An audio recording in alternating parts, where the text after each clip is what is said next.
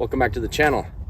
In this video, I'm going to show you the 5 things that you can do to get ready in the off season for next year's backpacking trips. It's now the tail end of fall here in Utah. Winter is knocking on the door, and I'm going to show you the 5 things that I do in the off season that gets me ready for the trail next year. Okay, the first thing that I do for winter storage when it's the off season is I clean all of my down and insulated items. The very first thing that I do is inspect the item, make sure that the down has no holes, has no seams that have been ripped where the down can leak out of the baffles. And then I zip up any zippers on jackets and the whatnot for when it's tumbling around in the machine, that things aren't getting torn or pulled or twisted and opening more seams up. Then the next thing that I will do is put it in a front loader washing machine. I don't recommend putting down in a top loader washing machine. You can, if that works for you, that's great. I've just never done it. I've always put it in a front loader.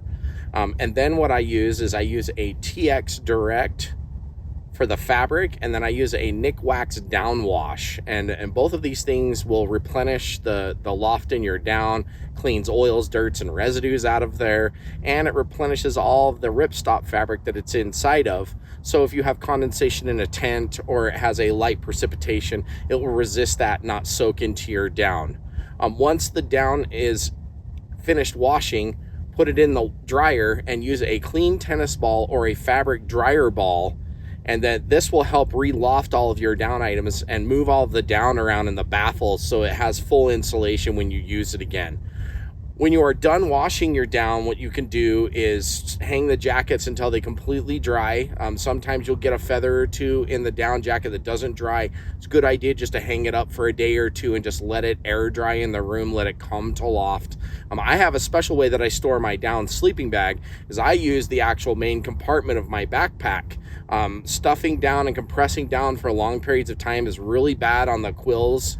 I just loosely pack it in the main container of my backpack, and then that way I can just store it in there in the off season. And when I'm ready to backpack next spring, the down bag is ready to go. First trip out, I don't have to worry about it lofting up or anything like that. I can just take it out, set it out overnight, and then pack it the next day.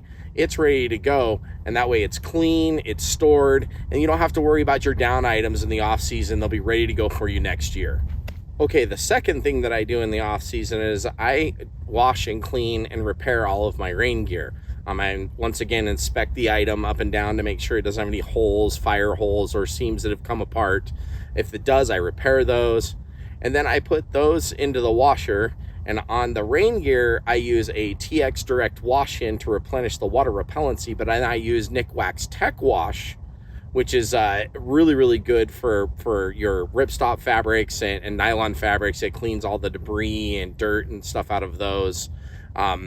Definitely wash those on whatever the setting says for your manufacturer and your tag. Use that temperature.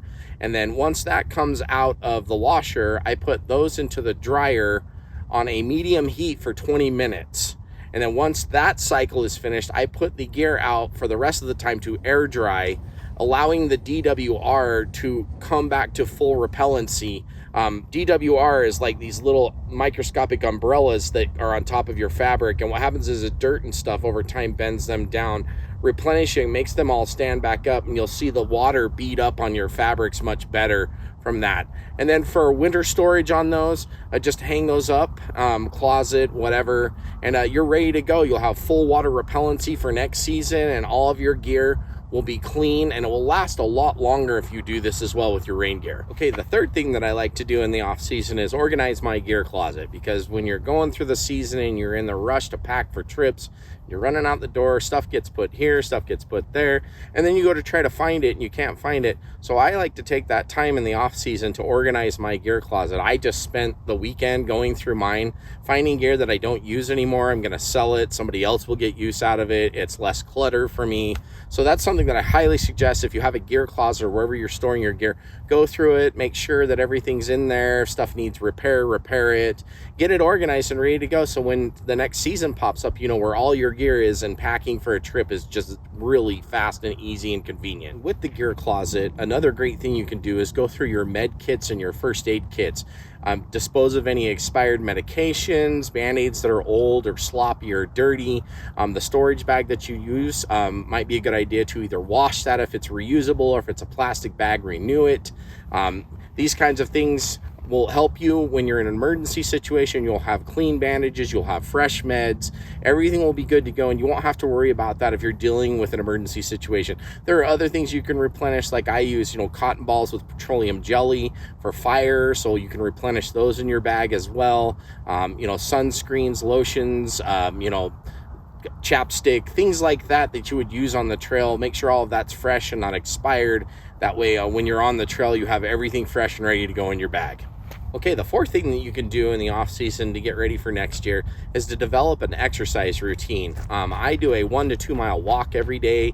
You could do a jog if you would like. If you like jogging or running, that's a great way to stay in shape.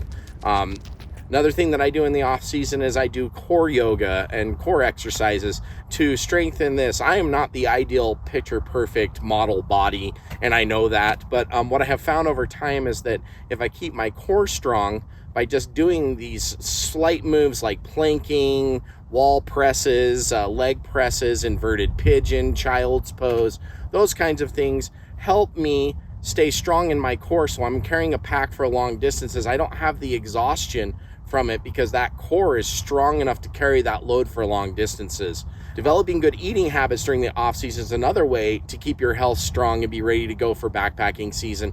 Eating, healthy food, staying away from fatty foods, a lot of processed stuff. In the summertime, I don't worry about caloric density because I know I'm going to burn that. But in wintertime, I'm really conscious of my caloric density in my food. And I try to keep my GI in track too. So then that way next season, when I'm on trail, I have good GI health as well. Along with all that, developing a really good sleep pattern is really important because without good sleep, you're missing one of the core pieces of the puzzle of staying healthy and happy. What I have found over the long term is that it's not necessarily like physical appearance that makes me healthy. It's how I feel every day when I wake up. If I feel like I have energy and have this drive to do things and I feel healthy and I don't feel exhausted and stressed and worn out, then I feel like my health is at a good level and how it should be. So, of course, with diets, consult your doctor and what works best for your nutrition requirements. But those are the ways that I look at diet and exercise and keeping myself in shape. So when the next season comes around, I'm first day out on trail, ready to roll, not feeling exhausted, having muscle burn, cramps, any of those things. I'm just ready to charge it up the trail. Okay, the fifth thing that I like to do in the off season to get ready for next year is to start planning my trips and getting the permits that are required.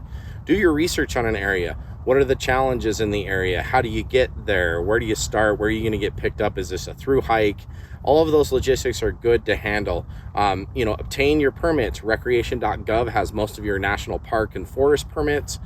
Just check their website for availability. Contact the managing agency on when those permits become available, because they do reserve sometimes some of those permits for walk-up. Sometimes you can get them online.